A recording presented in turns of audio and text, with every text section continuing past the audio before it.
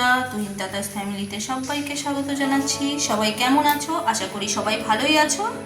তো দেখো, আজকে আমি তৈরি করব ফেলে দেওয়া উপকরণ দিয়ে একটি রেসিপি তৈরি করব।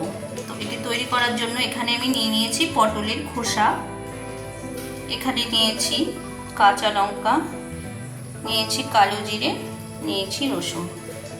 তো চলো রেসিপিটি তৈরি করা যাক। তো এখানে আমি কড়াই বসিয়ে নিয়েছি। তো আমি এখানে কড়াইয়ে কিন্তু তেল দেব না, আমি এখানে কালো জিরেটা দিয়ে দেব।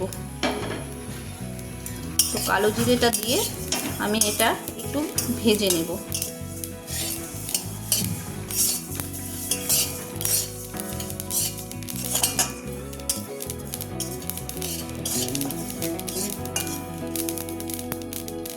দেখো, কালো জিরেটা কিন্তু আমার ভাজা হয়ে গেছে।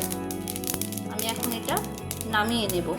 আমি নামিয়ে নিয়েছি। এখন কড়াইতে দিয়ে দেব অল্প তেল। দেখো, আমি অল্প তেল দিয়ে দিয়েছি।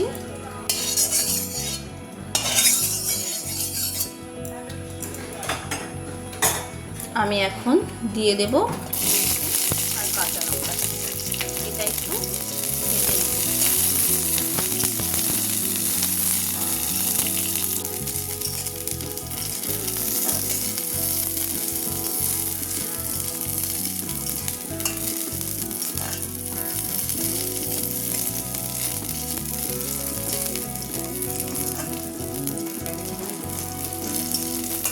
দেখো, আমার রসুন আর লঙ্কাটা কিন্তু প্রায় ভাজা হয়েই গেছে।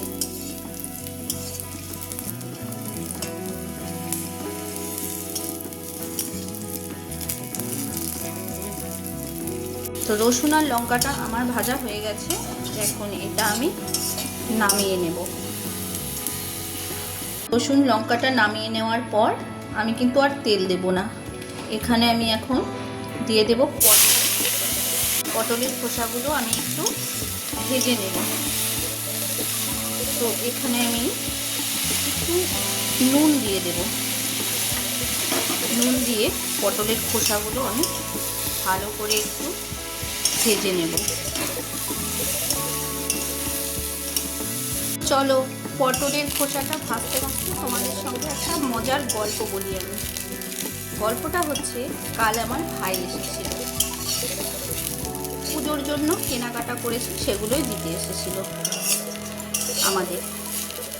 তো ভালো কথা, ও এসেছে, ও আমাকে দেখিয়েছে। দেখানোর পর আমি আবার ব্যাগে জামা কাপড়গুলো ওখানে রেখে দিয়েছি। রেখে দেওয়ার পর আর ওটা আমার মনে নেই, কারণ আমি তো ইউটিউবের চক্করে আমার মাথা থেকেও সব বেরিয়ে যায়। আর আমার ভাইটাও এতটা চঞ্চল, ওরও আর কিছু মনে নেই। তো বিকেলে বাড়ি চলে গেছে, সকালে এসেছিল, বিকেলে চলে গেছে। ও কি করেছে, জামা কাপড়গুলো ওই ব্যাগটাই আবার ওর ব্যাগে ভরে নিয়ে চলে গেছে। তো মাঝ রাস্তায় গিয়ে ওর মনে পড়েছে, এই রে, আমি তো জামা কাপড়গুলো দিয়ে আসলাম না। তখন আমাকে ফোন করে বলছে, রাঙা, ও আমাকে রাঙা বলে ডাকে, বলছে, রাঙা, আমি তোর বাড়িতে কিসের জন্য গিয়েছিলাম রে? তুমি জামা কাপড় দিতে। বলছে, দেখ তো জামা কাপড়গুলো দিয়েছি কিনা। আমি বলছি, কোথায়? নেই তো জামা কাপড়। বলছে, আমি কিছু জানি না, আমি বাড়ি গিয়ে ফোন করছি, যা কথা বলার তুই মার সঙ্গে কথা বল। মানে আমার কাকিমা। আমার কাকিমা কিন্তু আসার সময় বলেই দিয়েছিল ওকে, এই যে যাচ্ছিস তো জামা কাপড়গুলো আবার দিয়ে আসিস, রিটার্ন নিয়ে আসিস না। কারণ আমার কাকিমাও জানে যে আমার ভাইটা এত চঞ্চল, এত কথা বলে, মানে ওর মাথা থেকে সব বেরিয়ে যায়। তাই ও ভয়ে বলছে যে যা বলার তুই মাকে বলিস, আমি কিছু জানি না। তাহলে ভাবো, ও জামা কাপড় দিতে এসেছে, জামা কাপড়গুলো আবার রিটার্ন নিয়ে বাড়ি চলে গেছে। তাহলে ভাবো, আমরা না হয় ইউটিউব করতে করতে আমাদের মাথা শেষ, তাহলে ওর কেন এই অবস্থা হলো?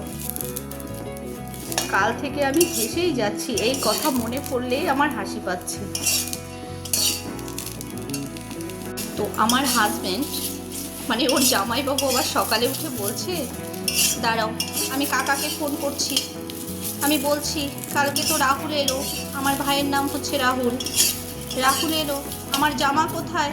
আমি তো জামাটা দেখতেই পেলাম না। থাক, আর দিতে হবে না। তো আমি বলছি না, ফোন করো না, কাকা লজ্জায় পড়ে যাবে। তো ঠিক আছে, কোনো ব্যাপার না, ওটা আনানোর ব্যবস্থা করা যাবে, কারণ আমাদের বাড়ি থেকে আমার কাকার বাড়ি বেশি দূরত্ব না, যে কোনো একদিন গিয়ে নিয়ে আসা যাবে। দেখো, তোমাদের সঙ্গে গল্প করতে করতে আমার পটলের খোসাটা কিন্তু ভাজা প্রায় হয়ে এসেছে। এখন এটা আমি নামিয়ে নেব। এখানে আমি পটলের খোসাটা নামিয়ে নিয়েছি। এটা কিন্তু আমার ভাজা হয়ে গেছে।